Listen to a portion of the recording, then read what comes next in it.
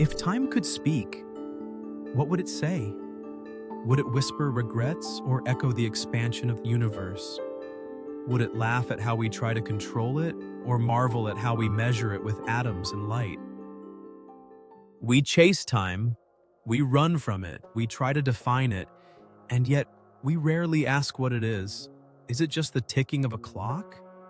Or the dimension that allows everything else to exist? Physicists define time as the progression of events from the past to the present into the future. A measure of change, a structure that lets cause lead to effect. But what if time, isn't moving at all? What if we are the ones moving through it? Einstein showed us that time is relative. It bends with gravity. It stretches with speed.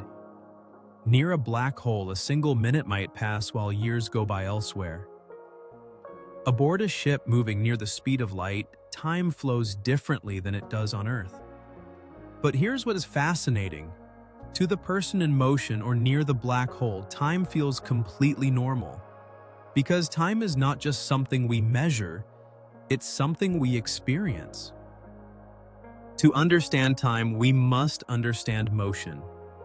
From the vibration of atoms to the movement of galaxies, everything that changes requires time.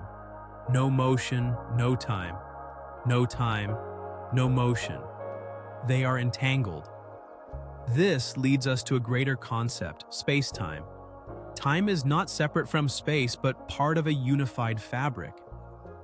A fourth dimension that we travel through, just like length, width, and height. So why does time only move forward? Why can't we go back? One major explanation lies in entropy. According to the second law of thermodynamics, every system tends toward greater disorder. Entropy always increases, and that increase defines the direction of time. This is called the arrow of time. As things grow more disordered, time moves forward.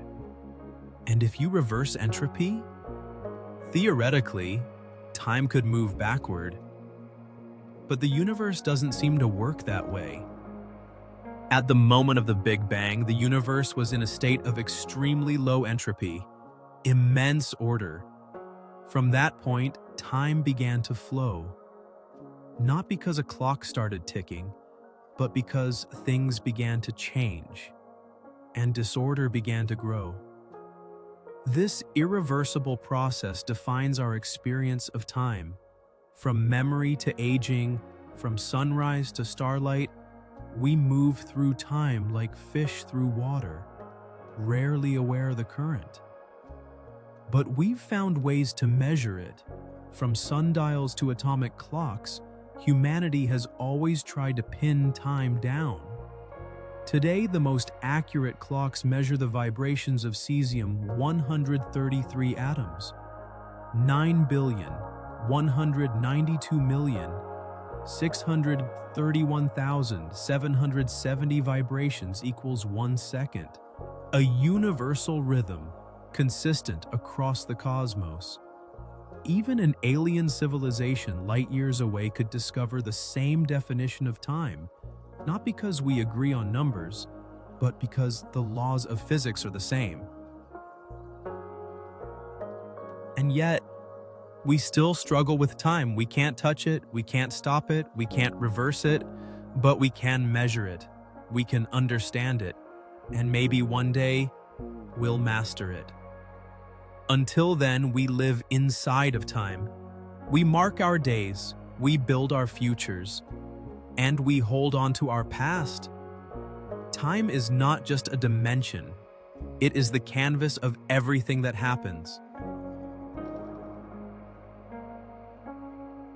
Thank you for spending this moment with me. If this video made you pause and think, like it, share it, and subscribe. Turn on the notification bell to join us on this journey. The Hopeverse continues. In the next episode, we explore how time shaped the very matter we are made of. Until then, be curious and let time inspire you.